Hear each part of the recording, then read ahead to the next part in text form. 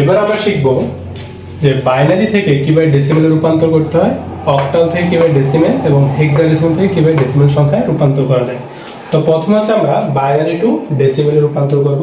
তো এখানে আমরা হচ্ছে বাইনারি সংখ্যা লিখলাম, এটাকে আমরা হচ্ছে ডেসিমেলে রূপান্তর করব। তো এখানে বাইনারি সংখ্যা হচ্ছে 1011 আর এটা হচ্ছে দশমিক অংশ 10। তো এটাকে আমাদেরকে দশমিকে রূপান্তর করার আগে আমরা এটাকে উপর একটু পাওয়ার দিয়ে নিব, যেন এটা 0, এটা 1 2 3 আর এটা -1 এর থেকে -2। তো এদিকে দশমিকের ডান দিকে হচ্ছে মাইনাসের পাওয়ার আর বাম দিকে হচ্ছে প্লাসের পাওয়ার বা পূর্ণ অংশ, ঠিক আছে। তো সেখানে আমরা বললাম যে নিয়মটা কি, যে নিয়মটা হচ্ছে বেস দিয়ে পূর্ণ অংশ কি করব, গুণ করব এবং ভগ্নাংশকে ভাগ করব। তো আমরা এখন এই পূর্ণ অংশের জন্য গুণ করব বেস দিয়ে পাওয়ারে, আর এটা করব ভাগ, ইনভার্স। ইনভার্স মানে ভাগ বলা যায়, ঠিক আছে, বা বিপরীত। তো এটা যদি আমরা লিখি যেমন 1 এখানে গুণ, আর বাইনারি ভিত্তি হচ্ছে 2 আর এটার উপর হচ্ছে পাওয়ার 3, তাহলে 2 কিউব প্লাস তারপরটা হচ্ছে 0। তো আমরা যদি এখানে আলাদা করে ব্র্যাকেট ইউজ করতে পারি, আর ব্র্যাকেট ইউজ না করলেও হবে, সমস্যা নেই। এখানে 2 এর উপর পাওয়ার হবে স্কয়ার প্লাস 1, এটা হচ্ছে a1, আর এখানে হবে বাইনারি ভিত্তি, ঠিক আছে, 2 to the power 1 প্লাস তারপর হচ্ছে 1 into 2 to the power 0, তারপর হচ্ছে প্লাস। তো এবার হচ্ছে আমাদের ভগ্নাংশের পালা, ঠিক আছে। তো এটাকে আমরা লিখতে পারি 1 into, আর এটা হচ্ছে কি ইনভার্স, তাহলে 2 ইনভার্স প্লাস 0 into 2 ইনভার্স 2। তো এখানে আমরা একটা কথা বলে নেই, যে কোনো সংখ্যার উপর পাওয়ার যদি 0 থাকে সেটার মান হবে 1, ঠিক আছে। যদি a to the power 0 হয় তাও 1, হ্যাঁ, 2 3 বা যে কোনো সংখ্যার উপর পাওয়ার 0 হলে সেটার মান কি আসবে, 1 আসবে। আর এখানে যে 2 ইনভার্সকে আমরা লিখতে পারি 1/2, মানে ভাগ আকারে লেখা যায়। তো এটা যেহেতু ভগ্নাংশ তার এটা কি ভাগ আকারে হবে বেশি, ঠিক আছে। আবার 2 ইনভার্স 2 মানে হচ্ছে 1/2 স্কয়ার বা 1/4, ঠিক আছে। তো এই ব্যাপারটা আমাদের মাথায় রাখতে হবে। তো আমরা একটু হিসাব করি। তো এটা হচ্ছে 1 এর হচ্ছে কি 2 কিউব দিয়ে গুণ, 2 কিউবের মান হচ্ছে 8, মানে 2 3 বার লিখে গুণ করলে 8, 8 একে 8 প্লাস, আর 0 দিয়ে যে কোনো সংখ্যারে গুণ করলে সেটা কি 0 হবে। তবে 4 এর 0 গুণ দিলে 0।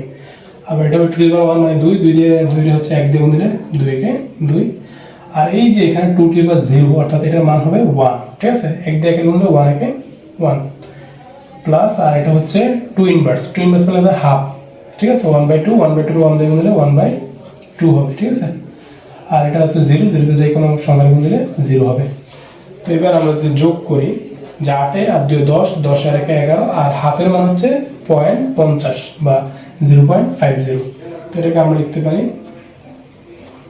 11.50 বা শুধু 5 লিখলেও হবে, সমস্যা নেই। তাহলে এটাই হচ্ছে আমাদের বাইনারি সংখ্যা দশমিক মান। তো এইভাবে এই নিয়মটাতেও দিয়ে হচ্ছে আমরা যে কোনো সংখ্যাকে কি করব, দশমিকে রূপান্তর করতে পারবো। এবার আমরা অক্টাল থেকে কিভাবে ডেসিমেলে রূপান্তর করতে হয় সেটা শিখবো। তো আমাদের নিয়মটা সে আগের মতোই, বেস দিয়ে পূর্ণ অংশকে গুণ করবো এবং ভগ্নাংশকে ভাগ করব। তো আমরা এখানে একটা অক্টাল সংখ্যা লিখলাম 213। তো এটাকে হচ্ছে আমরা দশমিকে নেব। তো তার আগে এটার উপর আমরা একটু পাওয়ার বসিয়ে নিই, 0 1 2। তো এটা হচ্ছে পূর্ণ সংখ্যা, এখানে কোনো ভগ্নাংশ নেই। তো আমরা কি করবো, এখানে সংখ্যাগুলো লিখি, এই 2 আর অক্টালের বেস হচ্ছে 8, তো 8 লিখলাম, আর এটার উপর পার্বত্য আছে 2 আছে, তাহলে প্লাসের প্লাস। এবার হচ্ছে আমরা 1, তো যোগ দিবার কি, এখানে অক্টালের বেস হচ্ছে 8 আর এখানে পাওয়ার কত আছে 1 আছে, 8 to the power 1 হবে প্লাস 3 ইন্টু এখানে 0 আছে পাওয়ার, তাহলে আমরা অক্টালের উপর পাওয়ার 0 দিব, ঠিক আছে। তো এবার যদি আমরা হিসাব করি, 2 8 8 64 যোগ 8 একে 8, ঠিক আছে। তো 1 into 8 হবে প্লাস 3, আর আমরা যদি যে কোনো সংখ্যার উপর পাওয়ার যদি 0 থাকে তাহলে সেটার মান হবে 1, তাই 3 into 1। একটু হিসাব করে আমরা 64 দ্বিগুণ হচ্ছে 128, আর 8 একে 8 আর 3 একে 3, তো যোগ করলে হবে 128, আর 8 হচ্ছে 36, 36 আর 3 হচ্ছে 39, তাহলে এটা হবে 139 দশমিকে, ঠিক আছে। তাহলে 213 যে অক্টাল সংখ্যাটা আছে এটাকে যদি আমরা হচ্ছে দশমিকে কনভার্ট করি তাহলে সেটা হবে 139। তো এই নিয়ম হচ্ছে আমরা যে কোনো সংখ্যা রূপান্তর করতে পারবো। তো তোমাকে একটা কাজ দিয়ে দিই আমরা, মনে করি যেটা হচ্ছে 275 একটা অক্টাল সংখ্যা, এটাকে হচ্ছে তোমরা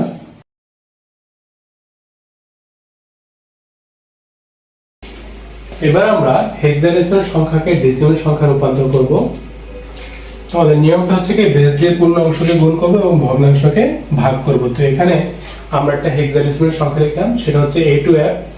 এটাকে হচ্ছে আমরা দশমিক সংখ্যায় রূপান্তর করব।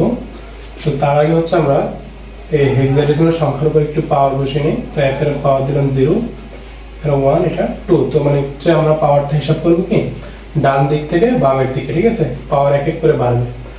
আবার যখন আমরা হচ্ছে দশমিকের পরে বাম থেকে ডান দিয়ে যাবো তখন সেটা মাইনাসের পাওয়ার হবে, ঠিক আছে? তো এখানে আমরা জানি এটা লিখলাম আর কি। আর হেক্সাডেসিমালের বেস হচ্ছে 16। তো এখানে এর উপর পাওয়ার 2 আছে, তাহলে হেক্সাডেসিমাল সংখ্যার উপর পাওয়ার 2 হবে।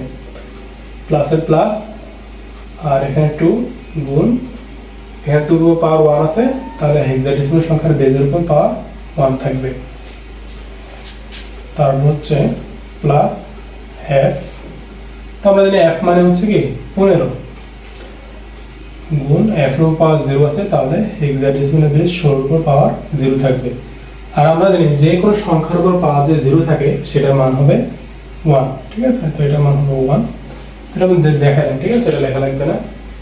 তো এর মান হচ্ছে 10 হেক্সাডেসিমালে, আর 16 স্কয়ার মানে 16 এর বর্গ করলে হবে 256 প্লাস এটা 2, 16 একে 16, আর F এর মান হচ্ছে 15। আর যে কোনো সংখ্যার উপর পাওয়ার 0 হলে সেটার মান হচ্ছে 1। তো আমরা এবার হিসাব করব। 10 দিয়ে 256 কে গুণ দিলে হবে 2560 যোগ 16 গুণে 32 প্লাস 15 কে 15।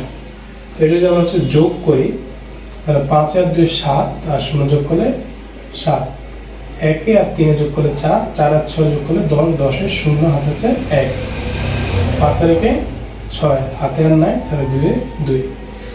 তাহলে A2F যে হেক্সাডেসিমাল সংখ্যাটা আছে সেটাকে যদি আমি দশমিকে রূপান্তর করি তাহলে সেটা হবে 2607। তো তোমরা হচ্ছে একটা হেক্সাডেসিমাল সংখ্যাকে দশমিকে রূপান্তর করবে, তো আমরা সেটা লিখে দিলাম BA, আর তুমি সেটাকে বাবা বলতে পারো। আসলে বাবা না, এটা একটা হেক্সাডেসিমাল সংখ্যাটা। তো এটাকে হচ্ছে তোমরা দশমিক সংখ্যায় রূপান্তর করে দেখাবে। তোমাদের নিয়মটা কি? নিয়মটা হচ্ছে বেস দিয়ে পূর্ণ অংশকে গুণ করব, ভগ্নাংশে ভাগ করব। আর আমরা দশমিক থেকে অন্য যে কোনো সংখ্যা রূপান্তরের জন্য নিয়ম শিখেছি কি বেস দিয়ে পূর্ণ অংশকে কি করব, ভাগ করব এবং ভগ্নাংশকে গুণ করব, জাস্ট ওইটার বিপরীত।